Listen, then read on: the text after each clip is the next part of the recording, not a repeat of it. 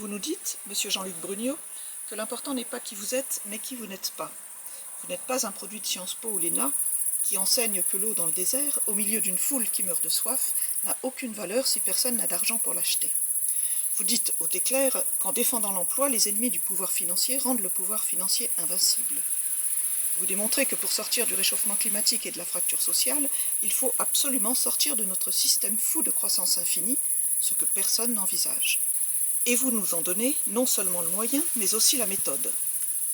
Devant le désert de propositions visant à réduire drastiquement les pollutions des hyper-riches, ce qui est évidemment crucial puisque l'on ne peut pas ignorer la moitié du problème, peut-on affirmer, comme vous le faites, que la dissuasion incitative est la seule solution? Devant un tel enjeu, on est obligé de vous entendre. Merci beaucoup. Bonjour à toutes et à tous. Pourquoi ne parvenons-nous pas à lutter contre le réchauffement climatique et la fracture sociale? Pourquoi nos élites, ceux qui nous dirigent, font-ils toujours le contraire de ce qu'il faudrait? Mais comment pourrait-il en être autrement?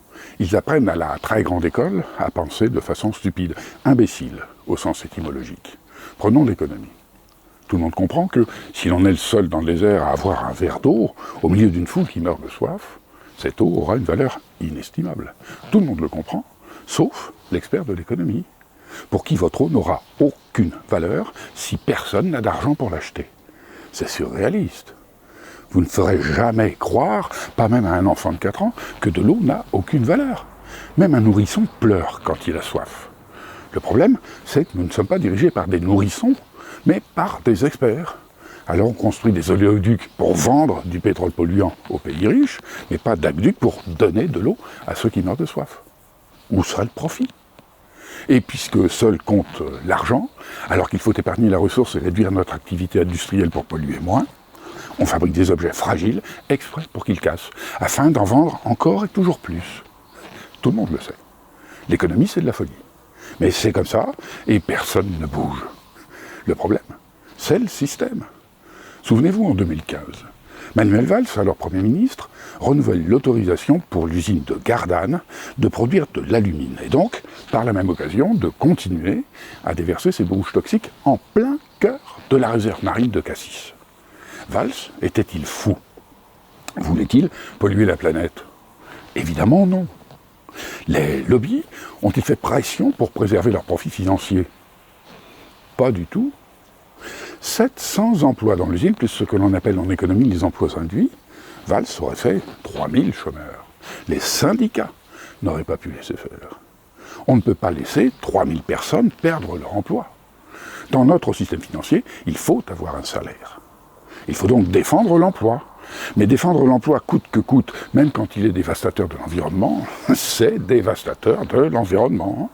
Défendre l'emploi, c'est vouloir servir le capital pour qu'il vous donne un salaire. C'est réclamer l'exploitation de l'homme par l'homme. Défendre l'emploi, pour avoir des sous, parce que sans sous, on ne peut pas vivre, c'est corroborer la toute-puissance du pouvoir financier et le rendre invincible. C'est surréaliste. Ce sont les opposants au système qui rendent le système invincible. Alors forcément, c'est difficile de changer de système. Et on reproche aux politiques de ne pas prendre les mesures qu'il faudra pour sauver la planète. Mais ce n'est pas comme ça que ça marche. Le politique ne peut pas décider de protéger la planète si l'impératif économique s'y oppose, comme à Gardanne. Même si l'on déteste l'économie, il faut bien admettre que, puisque la cause est économique, la solution sera économique, ou ne sera pas. En économie, seul compte la valeur financière. Le nerf de la guerre, c'est l'argent. Si pour lutter contre la pandémie, on manque de masques de personnel soignant ou de lits d'hôpitaux, c'est pour des raisons d'économie budgétaire. Si l'on trouve un vaccin en un temps record, c'est que l'on y mêle les moyens financiers. La propagation de la pandémie est favorisée par la mondialisation de l'économie. Si nous échouons contre le réchauffement climatique et la fracture sociale, c'est à cause de l'économie. Le problème, c'est le système. Le confinement l'a prouvé. Quand on laisse respirer la planète, la nature reprend ses droits. Et tous nos dirigeants, tous, sans exception, à l'échelle planétaire, ont le même objectif, relancer l'économie et soutenir l'activité industrielle. C'est de la quintessence de folie. Sommes-nous dirigés par des fous criminels? Non. Le problème, c'est le système. Tout le monde le sait, il n'y a pas si longtemps, quand vous expliquiez que nous fabriquons des objets fragiles exprès pour qu'ils cassent, personne ne pouvait y croire. Nous ne sommes quand même pas fous à ce point. Aujourd'hui, nous sommes informés de l'obsolescence programmée. On sait que c'est de la folie furieuse, suicidaire. Nous assassinons nos enfants et on continue, rien ne bouge. Si, on affiche le degré de réparabilité, comme si on ignorait qu'il coûte toujours plus cher de faire réparer un objet bon marché que d'en racheter un neuf. Et quand tel n'est pas le cas, fabriquer fragile mais réparable, c'est ajouter aux embouteillages de ceux qui vont fabriquer fragile, les embouteillages de ceux qui vont réparer. C'est pourtant simple, il faut fabriquer solide et réparable. Mais dans notre système, on ne peut pas supprimer l'obsolescence programmée. Le chômage exploserait. Alors comment faire ? La seule solution, c'est de sortir de notre système fou. Or, la solution existe. Elle est économique. Jusqu'à maintenant, elle n'était pas envisageable car le pouvoir financier s'y serait opposé. Aujourd'hui, c'est devenu possible car les hyper-riches savent que même eux sont menacés. Tout le confirme. Nous perdons la guerre du climat. Preuve en est que rien de ce qui est tenté ne suffit. Même le richissime californien doit se faire élitroyer pour fuir sa villa de rêve dévorée par les incendies du réchauffement climatique.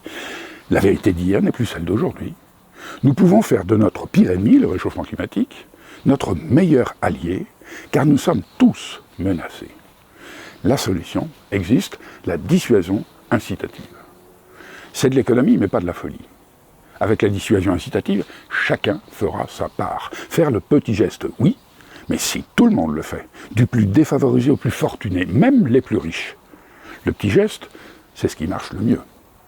Consommer responsable et, pour ce faire, corriger la cause économique. Il faut conjuguer les deux. Mettre en place un outil économique qui rend le produit responsable, de qualité, moins cher qu'un mauvais produit, et de cette manière, orienter la production par la demande. C'est radical. Tout le monde comprend que personne n'achètera un mauvais produit hors de prix si le produit de qualité est moins cher. C'est ce à quoi parvient la dissuasion incitative.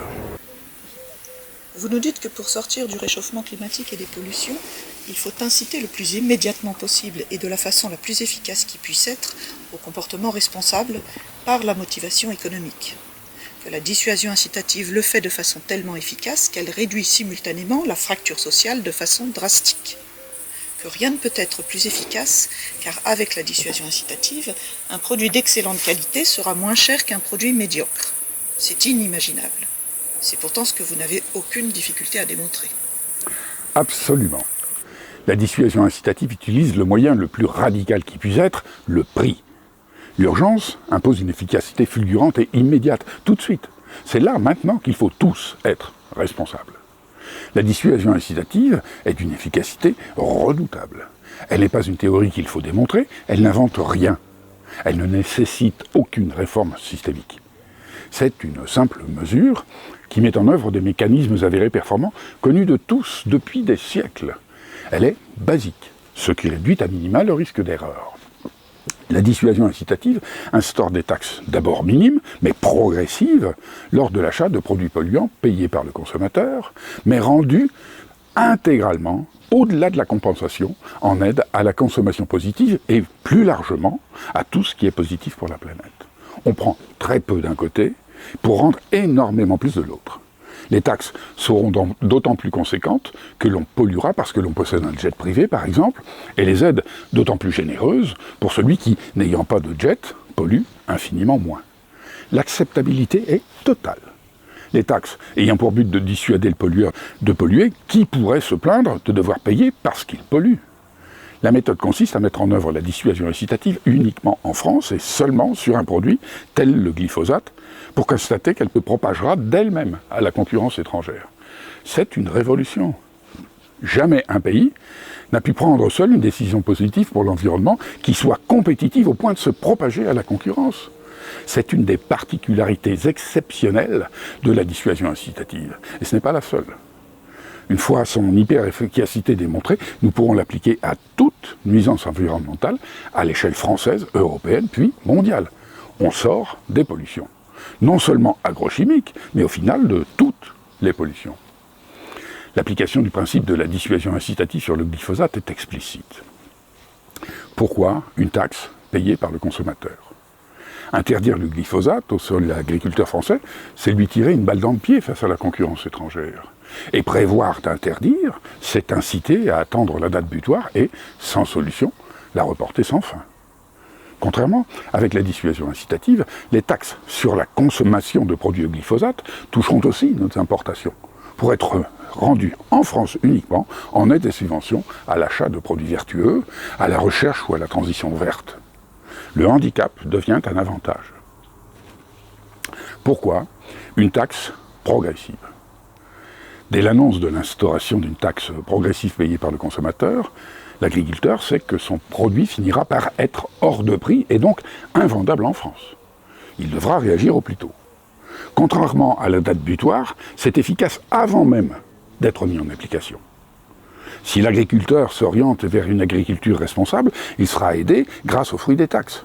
Insignifiantes au début, car progressives, mais perçues sur un grand nombre de produits, elles généreront des gains conséquents. S'il choisit le glyphosate, ces produits devenus hors de prix en France, l'agriculteur devra exporter, ce qui augmentera l'offre de produits au glyphosate sur les marchés étrangers, provoquant une baisse des prix et donc de la rentabilité. On dissuade d'utiliser le glyphosate même chez nos concurrents. De plus, la France taxe ses importations de produits au glyphosate alors que ses exportations ne le sont pas. Face à cette concurrence quasi déloyale, nos voisins n'auront d'autre choix que d'adopter eux aussi la dissuasion incitative qui se propage à l'étranger. C'est ça la dissuasion incitative, défendre l'environnement jusque chez nos concurrents. Dissuader de détruire la planète permet de trouver les fonds pour la soigner et, ce faisant, réduire drastiquement la fracture sociale. En faisant contribuer chacun selon son impact et donc sa capacité financière, on réduit la fracture sociale. C'est la solution la plus acceptable car la plus équitable. Le principe est simple.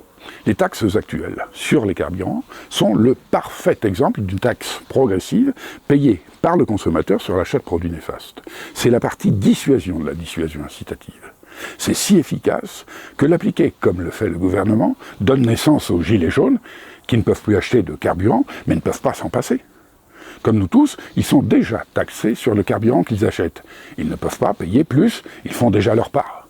C'est pourquoi la dissuasion incitative incite. Son principe est de ne priver personne de ce qui lui est vital, mais de dissuader la consommation superflue.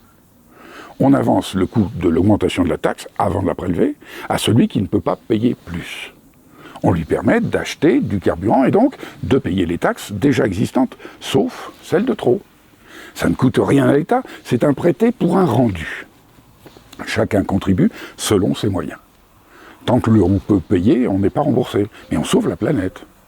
Les taxes non remboursées, payées un peu par les moins riches et d'autant plus que l'on est fortuné, touchent de moins en moins de personnes, mais augmentent sans cesse, et vont intégralement à la préservation de l'environnement. Chacun paie selon ses moyens et son impact environnemental. On réduit drastiquement la fracture sociale pour sauver la planète. Sociale, économique, politique et environnementale sont intimement liées. Tout doit être résolu simultanément. C'est le système qu'il faut changer, radicalement. C'est la seule solution. La dissuasion incitative corrige le système sans réforme systémique. Il ne s'agit que d'une mesure marginale, mais aux conséquences énormes. Elle peut même être déclinée de diverses manières. La progressivité des taxes peut se traduire par la gratuité des premiers volumes de consommation d'eau, d'électricité, de gaz ou de carburant pour répondre aux besoins de première nécessité, pour ensuite augmenter de façon progressive, par tranche, comme pour l'impôt sur le revenu. Offrir la consommation quand elle est raisonnable et la taxer au plus juste quand elle devient abusive. Taxer le néfaste, récompenser le positif. Le principe est simple, mais nécessitera un engagement conséquent. Un claquement de doigts ne suffira pas pour changer le monde. Mais l'homme est capable de tout, du meilleur comme du pire. Notre système économique, basé sur le profit financier, a dopé le progrès et a permis des avancées remarquables. C'est vrai. Mais il est aujourd'hui devenu obsolète, ringard, totalement hors du temps. Il nous conduit, nous et nos enfants, à notre perte, au suicide. Nous pulvérisons les limites de la folie. Il faut absolument sortir de ce système fou. C'est la seule, l'unique solution. Il ne suffira pas d'éteindre la lumière en sortant de la pièce, tant qu'à Dubaï, on skiera sur des pistes réfrigérées par plus de 40 degrés à l'ombre. Fermer le robinet en se brossant les dents, évidemment.